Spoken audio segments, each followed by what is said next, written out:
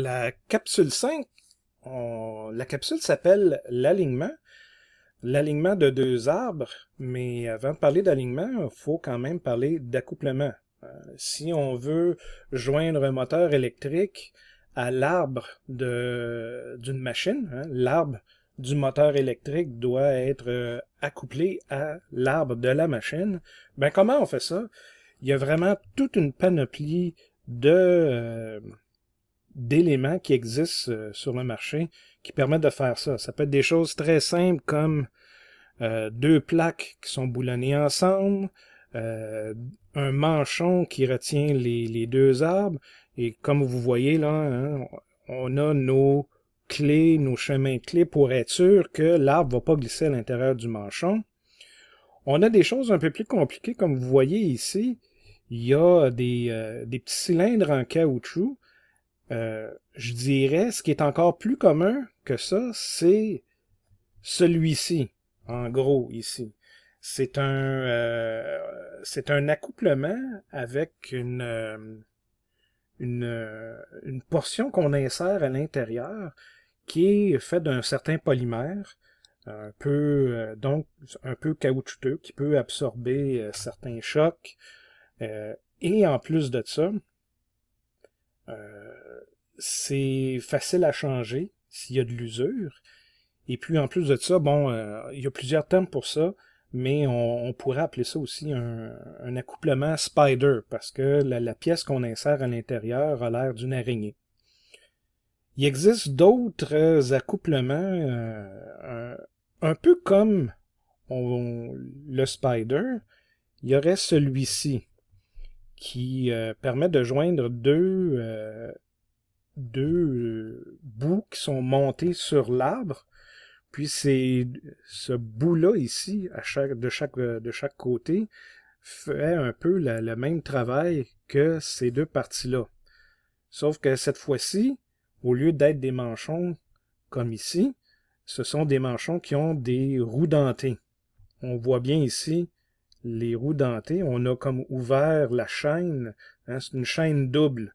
Donc la chaîne double permet justement d'empêcher les roues dentées, la roue dentée de l'arbre du moteur, par exemple, de tourner par rapport à la roue dentée de l'arbre de la machine. Et en plus de ça, il y a un certain jeu dans cette chaîne-là, ce qui permet là, d'avoir des désalignements dans notre accouplement. Celui-ci, à côté, fonctionne de la même façon que les roues dentées, mais là, on n'a pas de chaîne, ce sont juste des éléments d'engrenage qu'on a. On voit la partie ici d'engrenage, puis on en voit une partie aussi dans la coquille extérieure là, de cet élément-là d'accouplement. Ensuite, on pourrait se demander qu'est-ce que c'est que ces choses-là? Ben, j'en ai pas vu beaucoup comme ça, mais j'attirais plutôt votre attention sur celui-ci. Ce qu'on appelle, c'est un joint universel. Puis en plus de ça peut-être que plusieurs d'entre vous l'ont déjà vu en quelque part. Je vous donne pas son nom tout de suite, ou plutôt je vais vous demander en classe à quoi ça sert, où est-ce qu'on pourrait retrouver ça. Mais le joint universel, lui, comme vous voyez, il permet d'avoir quand même un angle assez prononcé entre mes deux arbres. Puis on discutera en classe des endroits où on peut retrouver ces accouplements-là d'arbres de joint universel. Puis juste pour terminer, j'attire votre attention sur celui-ci. C'est un convertisseur de couple. Et ça, je vais vous laisser faire vos recherches pour comprendre qu'est-ce que c'est. Peut-être que certaines personnes connaissent déjà qu'est-ce que c'est. On retrouve ça où, ça fonctionne comment et ça sert à quoi. Donc, il existe toute une ribambelle. Les produits sur le marché sont excessivement variés et il y en a là pour tous les choix et pour tous les types d'applications. Dans les dessins, on va retrouver aussi, au lieu de faire le dessin au complet de l'accouplement, on va utiliser des symboles. On peut voir là des accouplements très, très simplifiés ici. Le symbole est assez simplifié. Et là, vous allez voir, dépendamment du type d'accouplement qu'on aurait, on va avoir des symboles différents. Et là, à certains endroits, par exemple, on voit des mots comme limiteur de couple ici, puis embrayage. C'est un peu comme un accouplement, mais un peu plus complexe qui permet de faire quelque chose de spécifique, quelque chose de plus. Bien sûr, le limiteur de couple va servir à limiter le couple qu'on transmet d'un arbre à l'autre. Puis l'embrayage, en anglais, tout le monde a peut-être déjà entendu parler de la clutch, surtout sur un véhicule manuel. On va regarder quelques exemples de ces éléments-là.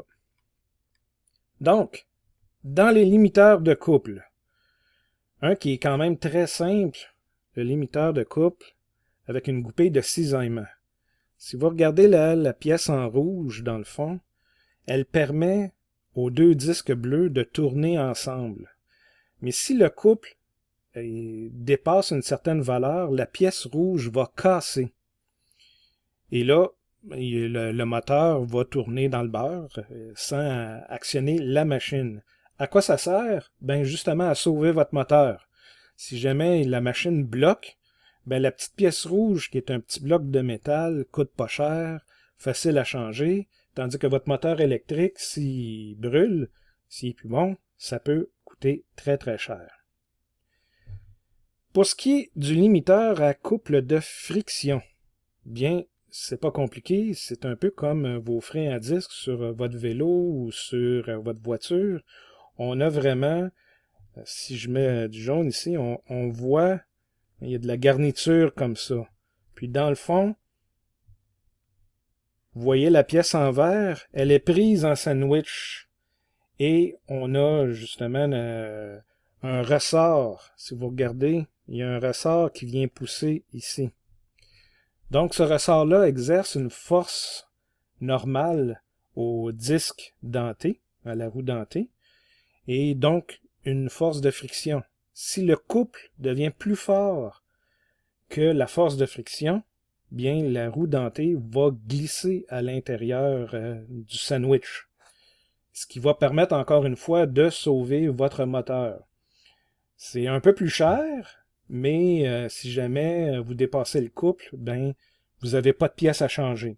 Vous avez peut-être juste un entretien à faire là, à une certaine fréquence. Ensuite, on vient voir ici le limiteur de couple à billes. Et là, ce que vous remarquez, c'est peut-être difficile à voir, mais ici, cette plaque-là que je mets en rouge, c'est en fait un ressort qui vient pousser sur les billes. Et ces billes-là, comme vous voyez, elles sont à l'intérieur d'une encavure. Hein? C'est comme un peu une surface dentée comme ça. Si le couple devient trop grand, la bille va surmonter l'obstacle et passer là, à l'autre cavité suivante. Donc, si le couple devient trop fort sur la machine, votre moteur, encore une fois, au lieu de briser, les billes vont sauter d'une place à l'autre. Puis là, vous allez entendre un genre de clic, clic, clic, clic, clic, clic, clic dans votre limiteur de couple à billes.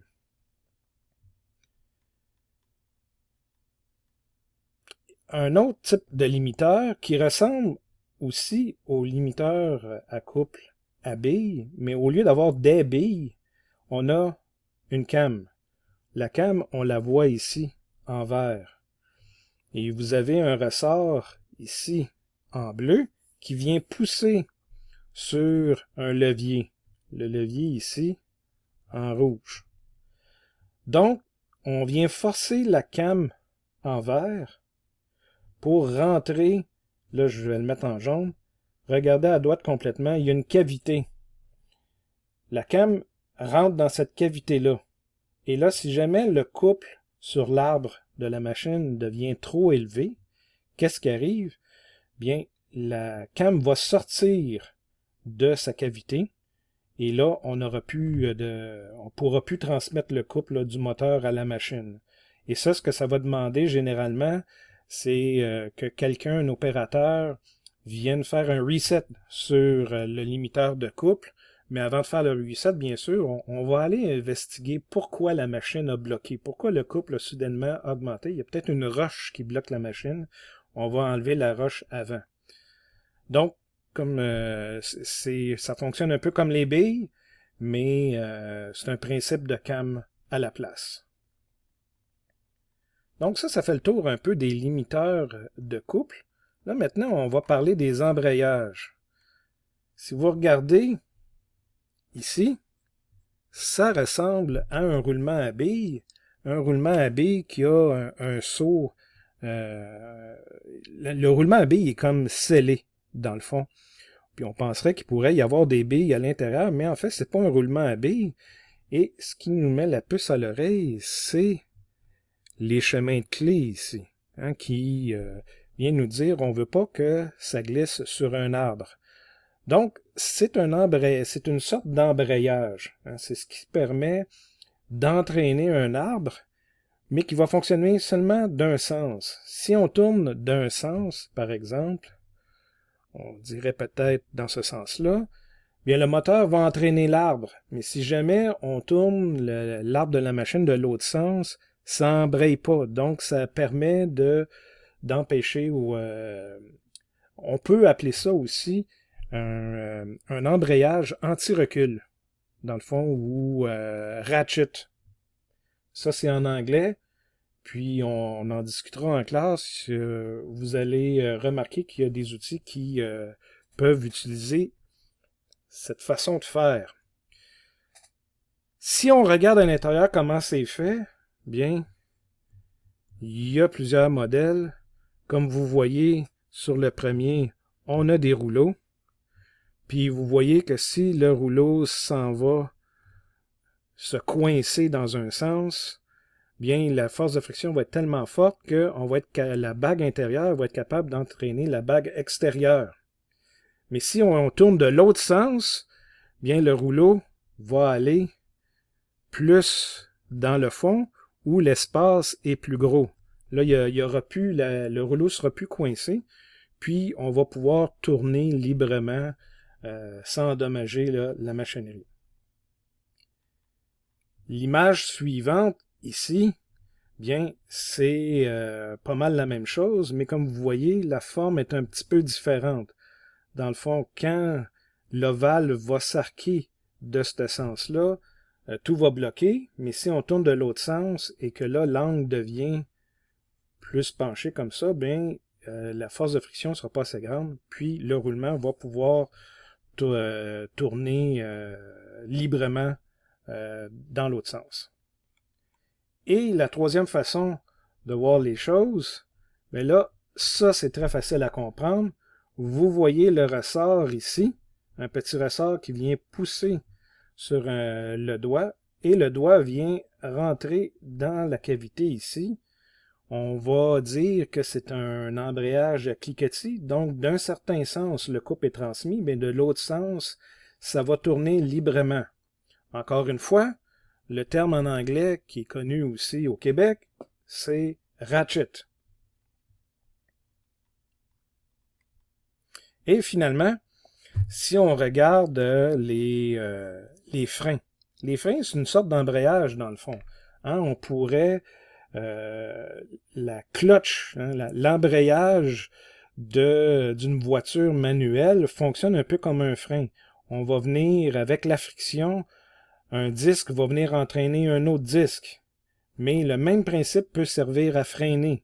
Où là, hein, on avait vu tantôt, il y avait des limiteurs de couple aussi.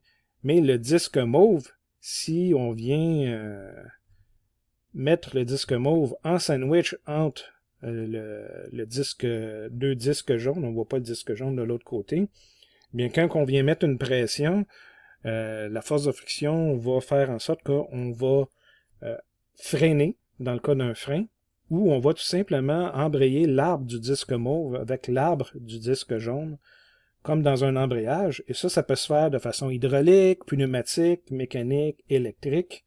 Il y a toutes les façons de faire. Et à côté, vous avez les freins en tambour, où là, au lieu de prendre quelque chose en sandwich, on a les plaquettes en rouge ici. Ces plaquettes-là, ici, Et là, on va vouloir écarter. Hein? On vient avec le piston, on vient écarter les plaquettes et ça vient à l'intérieur d'un tambour. Hein? Tout ça, c'est comme un tambour. On vient frotter à l'intérieur de la surface interne du tambour et c'est ça qui va faire notre effet de frein sur notre véhicule. Dernière diapositive, une fois qu'on a bien accouplé notre moteur avec notre machine, on a un accouplement, peut-être qu'on a un limiteur de couple, peut-être qu'on a un embrayage, une combinaison de tout ça.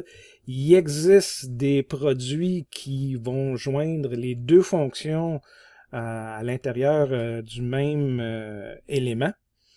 Mais qu'est-ce qu'on fait si on est mal enligné? On peut voir ici, à la lettre A, on a un désalignement. Les deux axes sont parallèles, mais là, il y a une différence. Les axes ne passent pas par la même ligne. Hein? Donc, il y en a un qui est plus haut que l'autre. On voit que la machine est plus haute que l'arbre du moteur. Dans le cas du B, ben là, ce qu'on a, c'est un angle. On voit que le moteur est comme penché vers l'arrière. Les accouplements vont pouvoir régler une partie du problème. Si le problème est petit, hein, si mon désalignement est petit, mes accouplements, vous avez vu, il y a plusieurs types d'accouplements qui permettent là, un certain jeu. Donc, si c'est pas trop gros, pas besoin de se casser la tête, l'accouplement va faire le travail. Mais si c'est très gros, qu'est-ce qui arrive? Hein, si vous regardez complètement à droite, ben l'accouplement va tellement être sollicité qu'il va s'user beaucoup plus vite. Et là, on va retrouver, hein, vous vous souvenez, le Spider, la partie en polymère était rouge, puis là, elle s'use, puis ça fait un petit tas de poussière rouge juste sous l'accouplement entre le moteur et la machine. Ça, c'est une indication que c'est le temps de faire de l'entretien, de changer la partie en polymère et peut-être de faire un enlignement. Parce que ce qu'on veut, c'est vraiment comme dans l'exemple ici, que tout soit bien aligné. On peut faire ça à l'œil ou très précisément à l'œil. On voit un œil ici. On peut utiliser quelque chose de droit pour voir si les deux éléments sont à la même hauteur, par exemple. Encore mieux, hein, si je mets 2 plus, peut-être que je mets un plus. Si je mets 2 plus ici, on a des indicateurs à cadran qui nous montrent une façon encore beaucoup plus précise de venir faire le travail. Et là, si on veut faire le travail rapidement avec une très haute précision, on utilise un système doté de laser.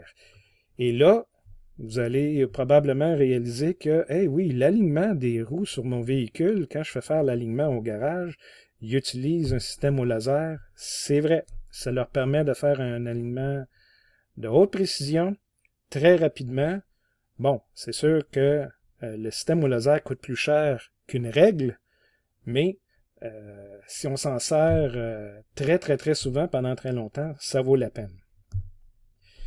Et là, ce qu'on voit pour les exemples A, B et C, c'est vraiment juste pour régler le problème qu'on a en haut ici, en A. Qu'est-ce qu'on fait si jamais on a le problème en B? Bien, il va falloir faire le travail, le même genre de travail qu'en A, sauf que là, notre indicateur à cadran, on va venir mesurer le plateau, la face du plateau de notre accouplement. Vous voyez ici, c'est comme la circonférence du plateau qu'on vient mesurer, tandis qu'ici, c'est vraiment la face du plateau. Et ça va pouvoir nous aider à régler notre problème d'angle. Donc, ça couvre la majorité de l'information sur les accouplements, les alignements. Et petite dernière chose, il existe un petit problème ici. Quand on parle d'un moteur, c'est un moteur à 4 pattes d'habitude. Hein, il y a 4 supports. Qu'est-ce qui arrive quand la table à manger dans la cuisine a 4 pattes, mais que les pattes sont pas exactement toutes de la même longueur? Il y a toujours une patte qui touche pas au sol. Bien, dans la classe, on va discuter des façons qu'on pourrait régler ça, mais vous pouvez déjà commencer à vous poser la question.